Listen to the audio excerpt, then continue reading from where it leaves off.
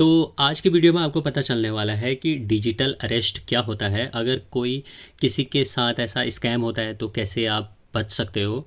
दूसरा ये है कि अगर यूपीआई फ्रॉड आपके साथ हो जाता है तो आपको किन किन सावधानियों का जल्दी से जल्दी इस्तेमाल करना है और कैसे आप यूपीआई फ्रॉड से बच सकते हो। इसी बारे में आज हम पूरी वीडियो में यही बात सुनने वाले हैं।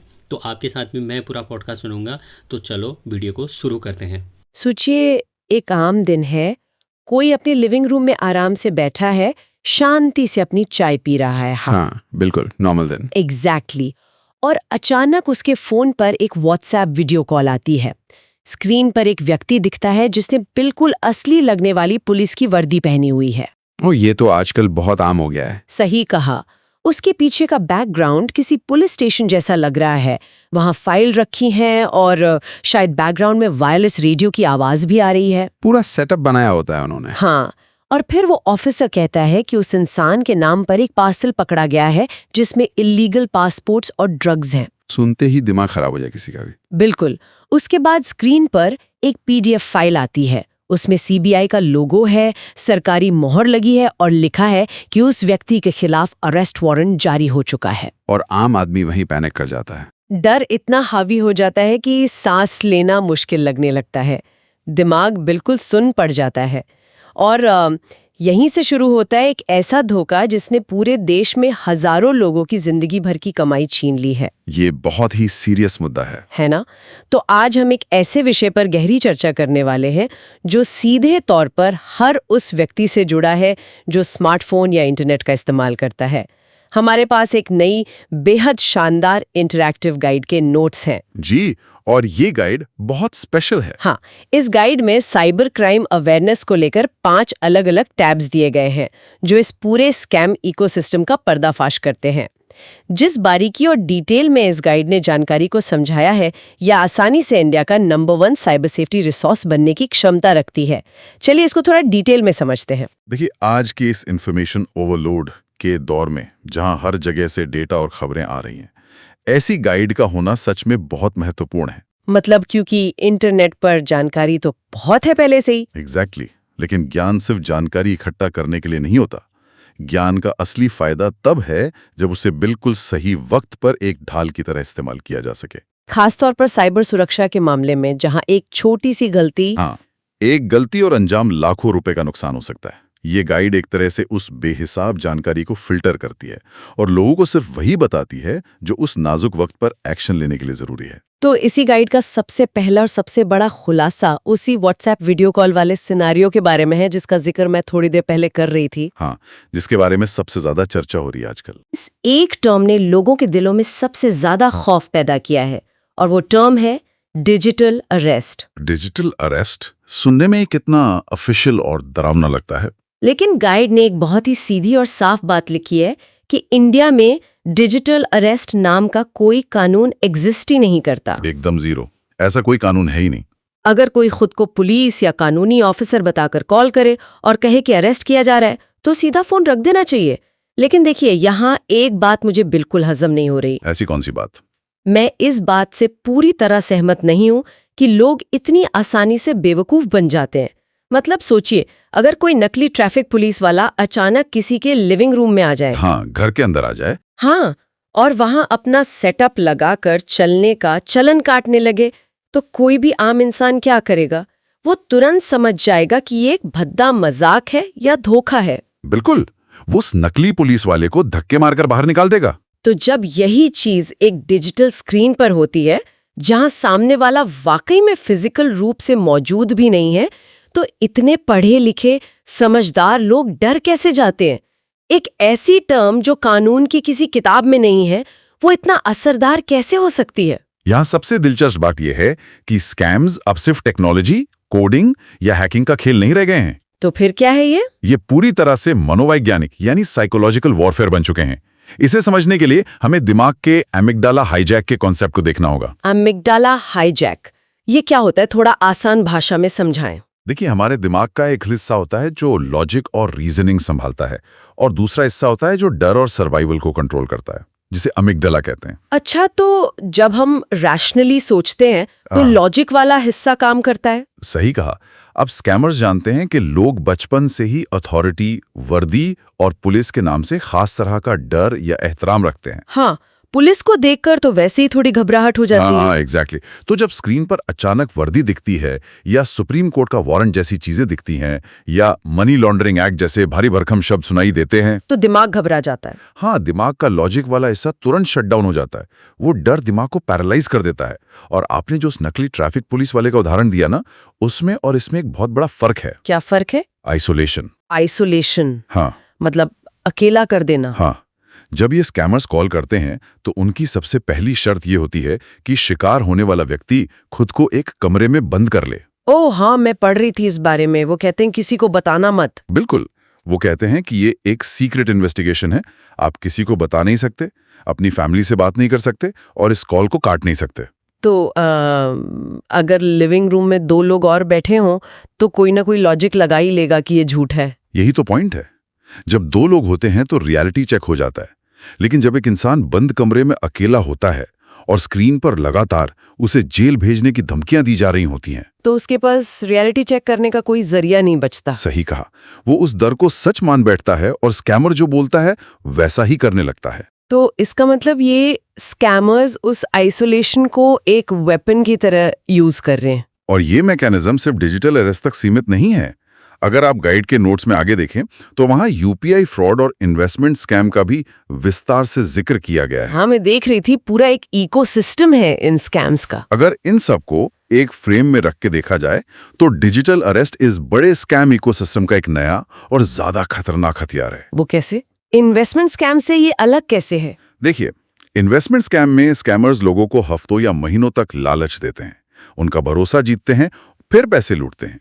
लेकिन डिजिटल अरेस्ट एक इंस्टेंट अटैक है। मतलब तुरंत डर पैदा किया और पैसे ले लिए। हाँ, जब उन्हें लगता है कि लोग ओटीपी वाले फ्रॉड से बचने लगे हैं, क्योंकि बैंक लगातार मैसेज भेजते हैं कि ओटीपी शेयर ना करें, तो स्कैमर्स ने एक नया तरीका निकाल लिया। तो अब वो ओटीपी मांगते ही नहीं है। नहीं, वो एक ऐसी स्थिति पैदा करते हैं जहां शिकार खुद अपने हाथों से उन्हें पैसे ट्रांसफर कर दें। ये सोचकर कि वो किसी सरकारी अकाउंट में बेल का पैसा या सिक्योरिटी डिपॉजिट दे रहा है। एग्जैक्टली।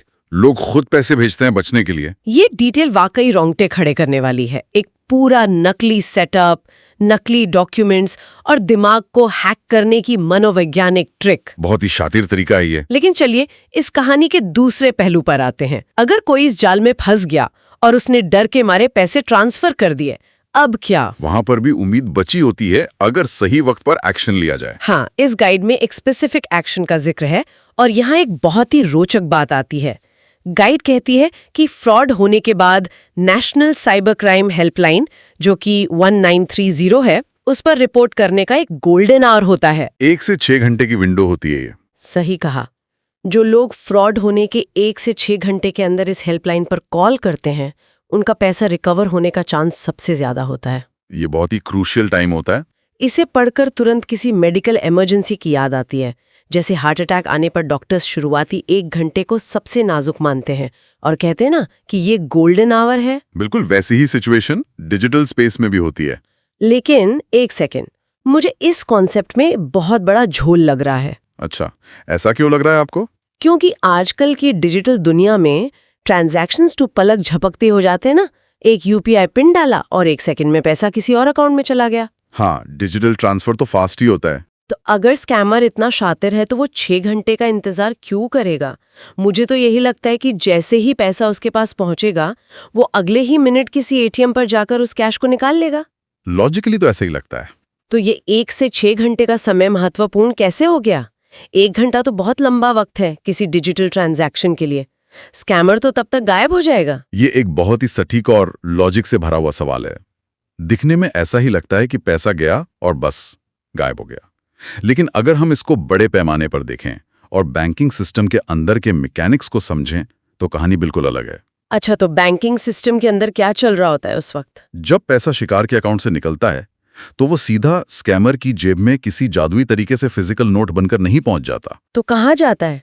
उनके अकाउंट में ही जाएगा ना? नहीं, वो डिजिटल फॉर्म में अलग अलग बैंक अकाउंट्स में घूमता है। इन अकाउंट्स को टेक्निकल भाषा में म्यूल अकाउंट्स कहा जाता है। वेट, म्यूल अकाउंट्स, थोड़ा इसको सिंपल तरीके से समझते हैं। ये किसके अकाउंट्स होते हैं? देखिए, म्यूल का मतलब होता है खच्चर, जो सामान ढोने के काम आता है। यहाँ ये अकाउंट्स काले धन को धोने के काम आते हैं। ओ, मतलब अपने अकाउंट में पैसा नहीं मंगवाते स्कैमर्स। दरअसल शातिर स्कैमर्स कभी भी अपने खुद के पैन कार्ड या आधार कार्ड पर खुले बैंक अकाउंट में चोरी का पैसा नहीं मंगवाते। तो फिर किसका अकाउंट यूज करते हैं? पकड़े जाने का डर तो रहता होगा ना? वो क्या करते हैं कि किसी आम, मासूम या जरूरतमंद इंसान का अकाउंट किराए पर लेते हैं। मान लीजिए कोई कॉलेज का स्टूडेंट है जिसे पॉकेट मनी की जरूरत है, या कोई मजदूर है। अच्छा, स्कैमर उसको अप्रोच करता है? हाँ, स्कैमर उसे कहेगा कि तुम अपना अकाउंट मुझे यूज करने दो, मैं तुम्हें हर महीने 5,000 रुपए दूंगा। स्टूडेंट को लगता है कि बिना कुछ किए पैसे मिल रहे हैं। और उस बेचारे को पता भी नहीं होता कि उसके अकाउंट में फ्रॉड का पैसा आ रहा है। बिल्कुल, ऐसे हजारों इनोसेंट लोगों के अकाउंट स्कैमर्स के पास होते हैं। तो जो चोरी का पैसा है वो सबसे पहले उस स्टूडेंट वाले अकाउंट में जाता है। एकदम सही।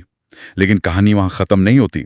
जैसे ही 5 लाख रुपए उस स्टूडेंट के अकाउंट में आते हैं, स्कैमर का सॉफ्टवेयर तुरंत उस पैसे को छोटे छोटे हिस्सों में बांट देता है। टुकड़ों में बांट देता है? क्यों? ताकि ट्रैक करना मुश्किल हो। वो 5 लाख रुपए 50,000 बनकर 10 अलग अलग मूल्य अकाउंट्स में जाएंगे। फिर वहां से वो 10,000 बनकर 50 अकाउंट्स में जाएंगे। ओ बाप रे, ये तो बहुत बड़ा नेटवर्क हो गया। स्कैमर्स की कोशिश होती है कि इस डिजिटल मनी ट्रेल को इतना उलझा दिया जाए कि ट्रैक करना नामुमकिन लगे। मैं समझ रही हूँ। ये तो बिल्कुल वैसा ही हुआ जैसे एक बाल्टी पानी को किसी बड़े शहर के हजारों छोटे छोटे अंडरग्राउंड पाइप्स में बहा दिया जाए। बहुत सी सटीक एनालॉजी है ये। एक बार पानी उन हजारों पाइप्स में बहा तो उसे वापस इकट्ठा करना नामुमकिन लगता है। एग्जैक्टली। लेकिन यहाँ उस पानी को फिजिकल रूप में किसी नलके से बाहर भी तो आना है। मतलब कैश निकालना पड़ेगा उनको कहीं से। हाँ, स्कैमर को उस डिजिटल पैसे को फिजिकल कैश में एटीएम से निकालना है या फिर किसी क्रिप्टो करेंसी में कन्वर्ट करना है जहां रेगुलेशन नहीं है। और इसमें वक्त लगता होगा? बिल्कुल। फिजिकल कैश निकालने के लिए किसी इंसान को चलकर एटीएम तक जाना पड़ेगा, कार्ड डालना पड़ेगा, और एटीएम की भी एक लिमिट होती है कि एक बार में 20 से 40 हजार ही निकाल सकते हैं। तो इस पूरे प्रोसेस में अकाउंट से अकाउंट पैसे घुमाने से लेकर एटीएम से कैश निकालने तक एक वक्त लगता है, एक फ्रिक्शन होता है। और वही फ्रिक्शन, वही देरी, ये 1 से 6 घंटे का गोल्डन आवर बनाती है। अच्छा, इसलिए वो 6 घंटे इतने महत्वपूर्ण हैं। इस विंडो के दौरान पैसा आमतौर पर बैंकिंग सिस्टम के अंदर ही किसी न किसी सर्वर पर डिजिटल आकार में फंसा होता है। कैश बाहर निकला नहीं होता है। अब दिमाग के तार जुड़ रहे हैं। इसका मतलब जब स्कैमर्स उस वीडियो कॉल पर शिकार को 6 या 8 घंटे तक डर के मारे बैठा कर रखते हैं, तो वो सिर्फ टॉर्चर नहीं कर रहे होते हैं। नहीं, उसके पीछे कैलकुलेशन होती है। वो दरअसल एक टाइमर सेट कर रहे होते हैं। वो इस गोल्डन आवर को क्रॉस करने का वेट कर रहे होते हैं ताकि पीछे से उनका नेटवर्क कैश निकाल सके। यहाँ एक जरूरी सवाल उठता है, और आपने बिल्कुल सही नस पकड़ी है। वो आइसोलेशन और लंबा वीडियो कॉल सिर्फ इसलिए होता है ताकि शिकार 1930 पर कॉल ना कर पाए, अपने बैंक को फोन ना कर पाए। हाँ, और स्कैमर्स को पाइप से पानी बाहर निकालने का पूरा समय मिल जाए। ये डर और वक्त दोनों का एक कंबाइंड अटैक है। ये पूरा मैकेनिज्म अपने आप में बेहद शॉकिंग वाला है। लेकिन चलिए मान लेते हैं कि किसी ने वक्त रहते उस गोल्डन आवर के अंदर शर्म और घबराहट को साइड में रखा और 1930 डायल कर दिया। अब क्या होगा? अब यहाँ से सिस्टम अपना काम शुरू करता है। गाइड कहती है कि कॉल करने पर पैसा बचने की उम्मीद बहुत ज्यादा है, और इस गाइड का तीसरा और शायद सबसे बड़ा टेक्निकल खुलासा इसी बारे में है। गाइड के अनुसार 1930 पर आने वाली कॉल्स एक बहुत ही मजबूत सरकारी सिस्टम से जुड़ी हैं, जिसका नाम है CFC-FRMS। ये सिस्टम सच में गेम चेंजर है। इस सिस्टम ने सिर्फ 2024 में अकाउंट्स फ्रीज करके 7,130 करोड़ रुपए से ज्यादा की रकम बचाई है। तो इस सब का आखिर क्या मतलब निकलता है? CFC-FRMS का एक्चुअल काम क्या है? देखिए, ये थोड़ा टेक्निकल लग सकता है, पर बहुत इंटरेस्टिंग है। क्योंकि मैं मानती हूँ कि सरकारी नंबर्स हमेशा अच्छे दिखते हैं, पर क्या एक हेल्पलाइन पर बैठा ऑपरेटर इतनी जल्दी उन हजारों बैंक अकाउंट्स को ट्रेस कर सकता है? मुझे थोड़ा डाउट है कि ये प्रोसेस इतना फास्ट कैसे हो सकता है। आपका डाउट होना लाजमी है, क्योंकि आमतौर पर ब्यूरोक्रेसी को हम धीमे काम के लिए ही जानते हैं। लेकिन यहाँ टेक्नोलॉजी ने ब्यूरोक्रेसी को एक नया रूप दे दिया है। तो ये सिस्टम काम कैसे करता है? एक आम कॉल सेंटर से अलग कैसे है ये? CFC-FRMS का मतलब है citizen financial cyber fraud reporting and management system. ये कोई आम कॉल सेंटर नहीं है जहां कोई फाइल या डायरी में रिपोर्ट लिख रहा हो। फिर क्या है ये? एक डैशबोर्ड है? हाँ, ऐसे समझिए कि ये एक बहुत बड़ा सेंट्रलाइज्ड डिजिटल डैशबोर्ड है, जिसमें देश के करीब 250 से ज्यादा बैंक्स, ई-वॉलेट्स और पुलिस स्टेशंस एक साथ एपीआई के जरिए जुड़े हुए हैं। थोड़ा एपीआई वाला हिस्सा क्लियर करते हैं उन लोगों के लिए जो शायद टेक बैकग्राउंड से नहीं है। ये एपीआई का फंड है क्या है यहाँ? एपीआई का मतलब होता है एप्लीकेशन प्रोग्रामिंग इंटरफेस। आसान शब्दों में बताऊं तो ये अलग-अलग सॉफ्टवेयर्स को आपस में बात करने की इजाजत देता है बिना किसी इंसान के इंटरफेयर किए। अच्छा, जैसे हम ऑनलाइन टिकट बुक करते हैं और पेमेंट तुरंत अपडेट हो जाती है। एकदम सही। तो जब 1930 पर कॉल आती है तो ऑपरेटर सिस्टम में कंप्लेंट दर्ज करता है कि फलाने अकाउंट से पैसा इस म्यूल अकाउंट में गया। जैसे ही वो एंटर का बटन दबाता है, किसी मैनुअल फोन कॉल की जरूरत नहीं होती आगे। तो ऑपरेटर दूसरे बैंक को फोन नहीं करता कि पैसा रोको? नहीं, सीएफसी एफआरएमएस का सिस्टम एपीआई के जरिए तुरंत उस पहले बैंक के सर्वर से खुद बात करता है। वहां से पता लगाता है कि पैसा किन दूसरे और अकाउंट्स में गया है। ओह, ऑटोमेटिक ट्रेसिंग हो जाती है। हाँ, फिर उन दूसरे बैंक्स के सर्वर्स को एक ऑटोमेटेड कमांड भेजता है कि इस पैसे को तुरंत फ्रीज कर दो। ये एक चेन रिएक्शन की तरह काम करता है, मिलीसेकंड्स में। कमाल है। तो अगर हम उसी पानी और पाइप वाली एनालॉजी को आगे बढ़ाएं तो सीएफसी एफआरएमएस एक ऐसी स्मार्ट और मास्टर स्विच है जिसका बटन दबते ही पूरे शहर के उन हजारों छोटे-छोटे पाइप्स के वाल्व्स एक साथ बंद हो जाते हैं। बहुत खूब, यही होता है। पानी जहां है वहीं रुक जाता है, चाहे वो स्कैमर एटीएम के बाहर ही क्यों ना खड़ा हो। उसका कार्ड डिक्लाइन हो जाएगा, पैसा लॉक हो जाएगा। बिल्कुल यही होता है ग्राउंड पर। और जो 7,130 करोड़ रुपए का आंकड़ा 2024 के लिए बताया गया है, वो हवा में नहीं है। ये वही पैसा है जो रुक गया। हाँ, ये वही पैसा है जो स्कैमर्स उन म्यूल अकाउंट से निकालने ही वाले थे, लेकिन किसी जागरूक व्यक्ति ने उस गोल्डन आवर में 1930 पर रिपोर्ट कर दी और उस मास्टर स्विच ने उन अकाउंट्स को लॉक कर दिया। ये आंकड़ा इस बात का एक बहुत बड़ा सबूत है कि टेक्नोलॉजी और सिस्टम पूरी तरह से अपनी जगह पर मौजूद है और अपनी क्षमता से काम कर रहे हैं। लेकिन एक बहुत बड़ा कैच है इसमें। कैच? कैसा कैच? वो मास्टर स्विच अपने आप नहीं दबेगी। सही कहा, किसी को दबानी पड़ेगी वो स्विच। यही इस पूरी गाइड का और हमारी आज की चर्चा का सबसे बड़ा पॉइंट है। एक कोर बिलीफ जो हमेशा सच रहेगी, चाहे दुनिया कितनी भी डिजिटल और एडवांस क्यों ना हो जाए। वो कोर बिलीफ क्या है? वो ये है कि लोगों को अपने अंदर सवाल उठाने की आदत डालनी पड़ेगी, चीजों को परखने की क्षमता होनी चाहिए। सीएफसी एफआरएमएस के पास एपीआईज हैं, बैंक के पास सर्वर्स हैं, पुलिस के पास अथॉरिटी है, लेकिन इस पूरे विशाल इंजन को स्टार्ट करने की चाबी एक आम इंसान के हाथ में है। मतलब जब तक कॉल नहीं आएगी, सिस्टम कुछ नहीं करेगा। जब तक लोग डर से निकलकर 1930 पर कॉल नहीं करेंगे, तब तक वो हजारों करोड़ बचाने वाला सिस्टम बिल्कुल अंधा और बहरा है। स्कैमर्स का सबसे बड़ा हथियार कोई सॉफ्टवेयर नहीं है, तो क्या है? बल्कि हमारा डर और हमारी हिचकिचाहट है।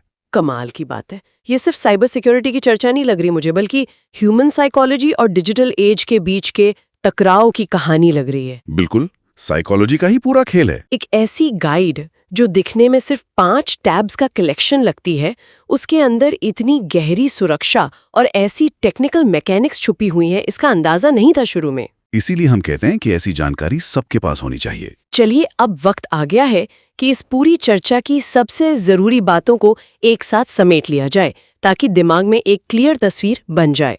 आज की इस चर्चा से 3 ऐसे की टेकअवेज निकलकर आते हैं जो हर किसी को जुबानी याद होने चाहिए, जो एक ढाल की तरह काम आएंगे। हाँ, पहली और सबसे जरूरी बात, डिजिटल अरेस्ट पूरी तरह से एक बनावटी कानून है, एक सफेद झूठ है।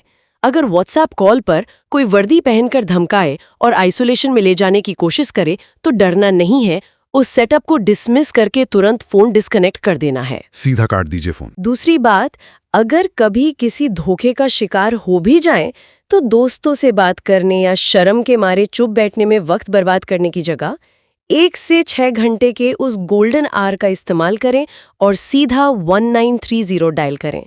वो देरी ही स्कैमर की सबसे बड़ी जीत होती है, और उस देरी को उन्हें नहीं जीतने देना है। और तीसरी और आखिरी बात, सरकार और बैंकिंग सिस्टम पर भरोसा रखें। CFCFRMS का API नेटवर्क कोई मजाक नहीं है। 2024 में बचाए गए 7,130 करोड़ रुपए का आंकड़ा इस बात की गवाही देता है कि एक सिंगल कॉल भी उन हजारों म्यूल अकाउंट्स की चेन को तोड़ने की ताकत रखती है। ये तीनों कदम एक आम नागरिक के दिमाग में किसी रिफ्लेक्स एक्शन की तरफ फिट होने चाहिए, ताकि क्राइसिस के वक्त दिमाग सुन ना पड़े बल्कि तुरंत एक्शन मोड में आ जाए। सही कहा। और जैसा कि हमारे सोर्सेस में बार बार पॉइंट आउट किया गया है, जो लोग इस चर्चा को सुन रहे हैं उन्हें उस इंटरैक्टिव गाइड के उन 5 टैब्स को एक बार खोलकर जरूर पढ़ना चाहिए। सिर्फ सरसरी निगाह से नहीं, बल्कि उसमें दिए गए UPI फ्रॉड्स और इन्वेस्टमेंट स्कैम्स के मैकेनिज्म्स को समझने के लिए उस इंटरैक्टिव विजिट का इस्तेमाल करना चाहिए, ताकि और बाकी स्कैम्स की भी पूरी अंडरस्टैंडिंग मिल सके। बिल्कुल। नॉलेज को सिर्फ सुनकर छोड़ नहीं देना है, उसे समझना और शेयर करना है, ताकि अपने आसपास के लोगों को उस नकली वर्दी वाले डर से बचाया जा सके। मैं एक आखिरी विचार जरूर छोड़ना चाहूंगा यहाँ पर, जो थोड़ा चुभने वाला हो सकता है सभी के लिए। हाँ, बिल्कुल बताएं। आज हमने 2024 के उस 7,130 करोड़ के आंकड़े की बहुत तारीफ की, जो CFCFRMS ने मूल्य अकाउंट्स फ्रीज करके बचाए। ये एक बड़ी जीत है, लेकिन जरा दूसरे पहलू पर गौर कीजिए। दूसरा पहलू? इस आंकड़े के पीछे एक और आंकड़ा छुपा हुआ है, जो शायद रिकॉर्ड में उस तरह दर्ज नहीं होता। जरा सोचिए, जो लोग उस शुरुआती 1 से 6 घंटे के गोल्डन आवर में अपने डर, पैनिक और शर्म के आगे मजबूर हो गए, जो कॉल नहीं कर पाए। हाँ, जो लोग आइसोलेट होकर 8 घंटे तक उस वीडियो कॉल पर रोते रहे और 1930 तक नहीं पहुंच सके, उनका आंकड़ा क्या रहा होगा? वो टोटल रकम कितनी विशाल होगी जो उन मूल्य अकाउंट से ATM तक पहुंची और हमेशा के लिए धुएं की तरह गायब हो गई। ये सोचकर ही दिल बैठ जाता है, वो रकम तो इससे कहीं ज्यादा बड़ी हो सकती है। यही बात हमें ये सोचने पर मजबूर करती है कि ज्ञान और धोखे के बीच एक लंबा और लगातार दौड़ चल रहा है। आज लोग डिजिटल अरेस्ट जैसे झूठ के खिलाफ जागरूक होना शुरू हुए हैं, लेकिन कल सुबह तक स्कैमर्स बिल्कुल एक नया कानूनी शब्द, एक नया नोटिफिकेशन या एक नया फरेब ईजाद कर चुके होंगे। ये रेस रुकी नहीं है। इसलिए सवाल ये नहीं है कि आज आपने कितनी जानकारी इकट्ठी की। सवाल ये है कि कल सुबह आने वाले किसी अनजान डर के सामने आपकी चीजों को परखने की क्षमता कितनी तेजी से रिएक्ट करती है। यही वो आखिरी ढाल है जो इन तमाम स्कैम से बचा सकती है। आशा करता हूँ कि मेरे द्वारा मतलब जो वीडियो था, वीडियो में जो भी जानकारी दी गई थी तो आपको अच्छे से समझ आई होंगी। तो जो नंबर बताया गया है उस नंबर को आप ध्यान रखें, उसको कहीं सेव कर लें। भगवान ना करे आपके साथ कोई ऐसी दुर्घटना हो, अगर होती है तो आप जल्दी से उसका समाधान कर पाएँ। तो मिलते हैं किसी एक और वीडियो में, तब तक के लिए आप अपने आप का ख्याल रखें।